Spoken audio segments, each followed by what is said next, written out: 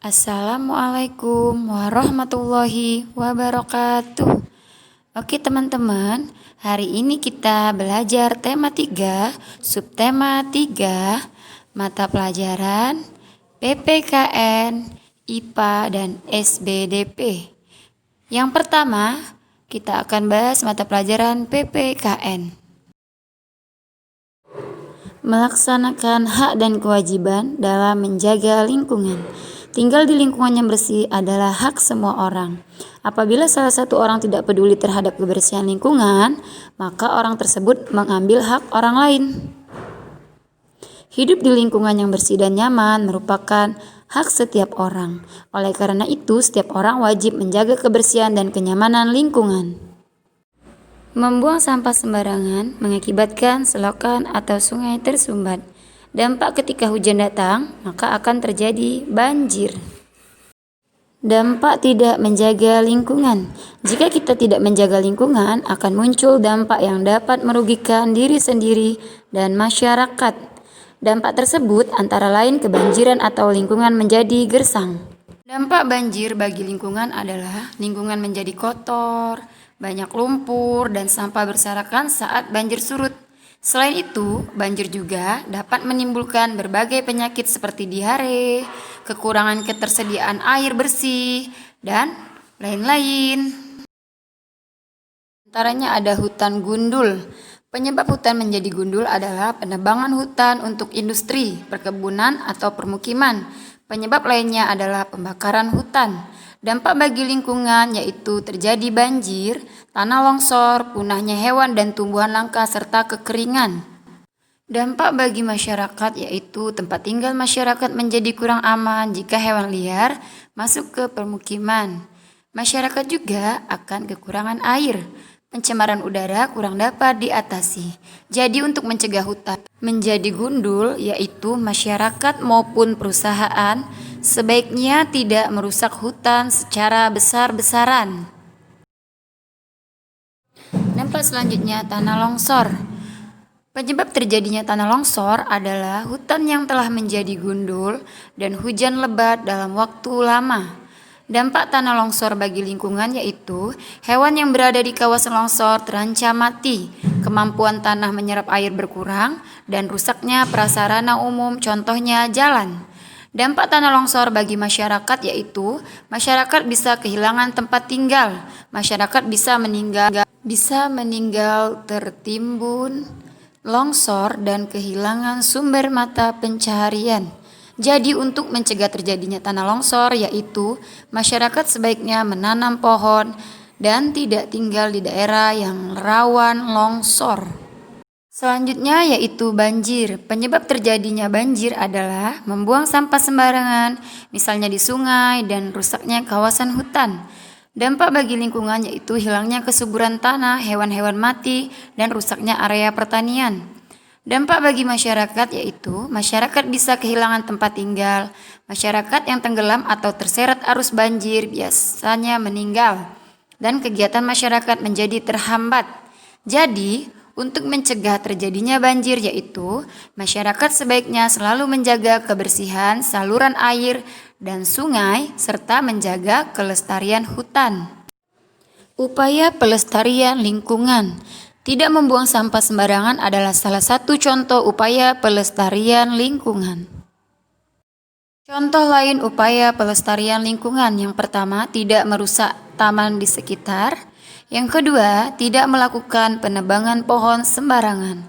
Dan yang ketiga, melakukan reboisasi atau penghijauan. Pelaksanaan kewajiban melestarikan lingkungan. Melaksanakan kerja bakti membersihkan lingkungan merupakan upaya pelestarian lingkungan.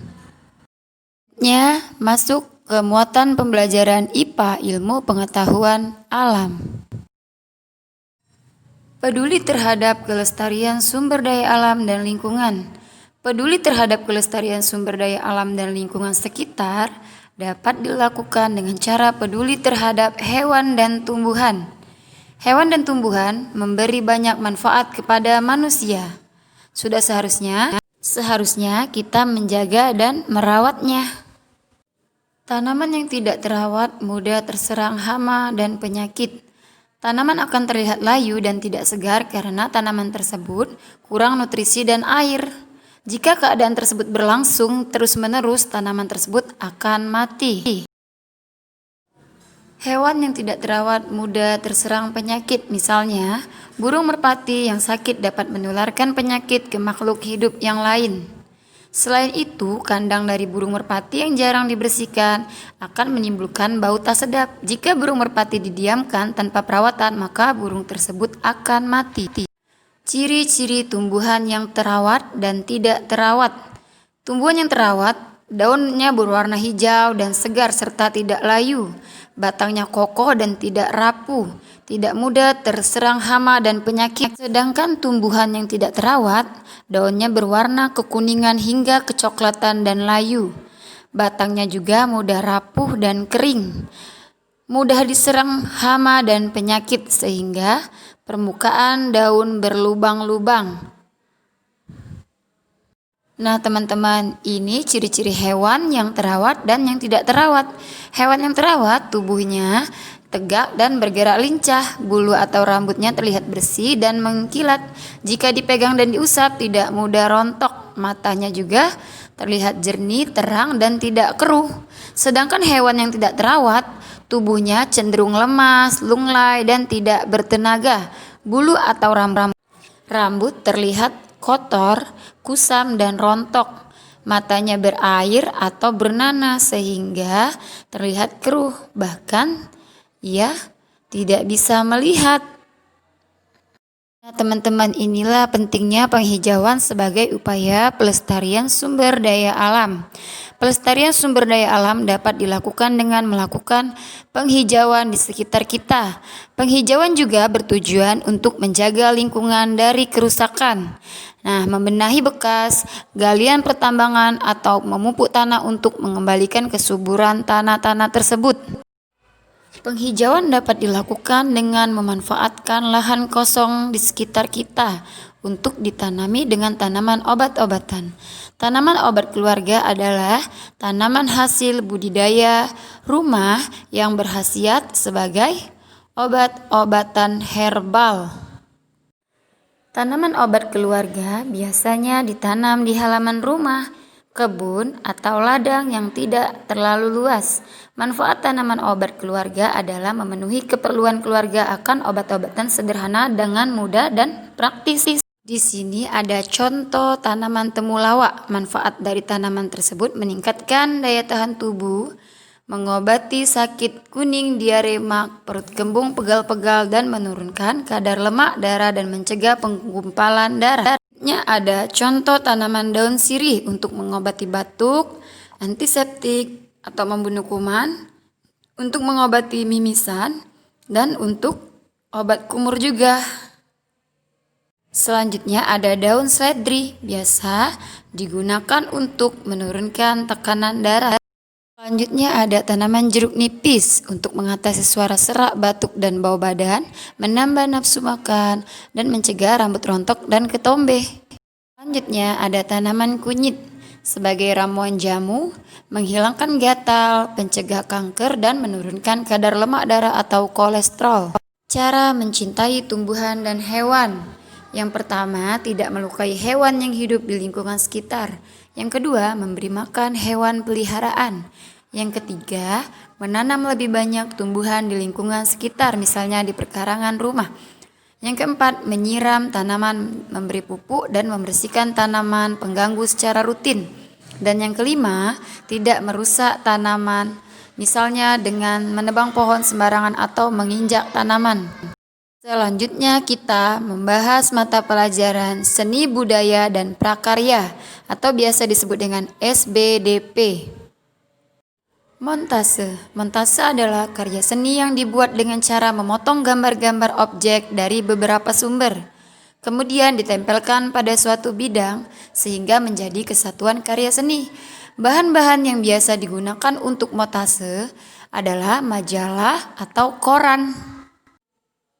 Kelebihan karya montase yaitu dapat mengembangkan imajinasi dalam menggabungkan beberapa gambar menjadi satu kesatuan cerita. Contohnya di sini dapat teman-teman lihat ada montase tema kehidupan dunia air. Teknik membuat montase hampir sama dengan teknik membuat mozaik dan kolase.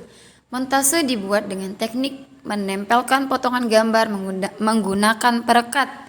Perekat yang bisa kita gunakan misalnya lem kayu, lem kertas, dan lem plastik. Kita bisa membuat montase dengan berbagai tema sesuai keinginan. Nah, coba teman-teman lihat di sini ada contoh membuat karya montase. Alat dan bahannya bisa teman-teman lihat ada kertas gambar, majalah, dan koran. Bahan-bahannya ada lem dan gunting.